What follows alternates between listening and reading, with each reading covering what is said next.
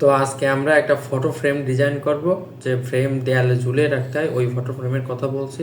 প্রথম আমরা ক্যানভাতে আসবো, এসে 12 ইঞ্চি বা 8 ইঞ্চি একটা ফ্রেমের সাইজ অনুযায়ী একটা পেজ নিয়ে নেব।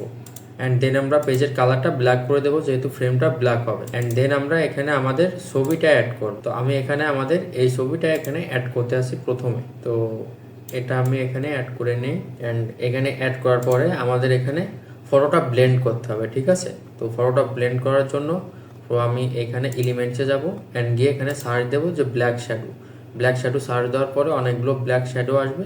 এখান থেকে আমি একটা ব্ল্যাক শ্যাডো নিব। তো আমি এটা ট্রাই করে দেখি।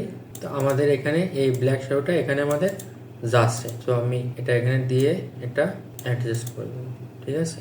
অ্যান্ড দেন আমরা এটা কপি করব, পেস্ট করব এবং এটা 90 ডিগ্রি অ্যাঙ্গেলে পাকিয়ে নিয়ে আমরা এটা উপরের দিকে দিয়ে দেব।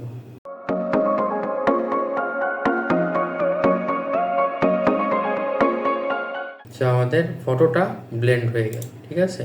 অ্যান্ড দেন আমাদের অন্য যে ফটোগুলো আছে সেই ফটোগুলো আমরা এখানে এক এক করে অ্যাড করব। তো ফার্স্ট আমি এখানে এই ফটোটা অ্যাড করব। তার আগে আমি এখানে একটা ফ্রেম নিয়ে নেব, ঠিক আছে। তো আমি এখানে ফ্রেম লিখে সার্চ দেবো অ্যান্ড এখানে সমস্ত ফ্রেমে চলে আসবো। এসে এখান থেকে আমি একটা ফ্রেম সিলেক্ট করবো। আমি এখানে এই ফ্রেমটা সিলেক্ট করব এবং এই ফ্রেমের যে বাইরের কালার এটা আমি হলুদ দিব, একদম পিওর হলুদ দিব। অ্যান্ড দেন আমাদের বাকি যে পিকচারগুলো আছে সেই পিকচারগুলো এখানে অ্যাড করব।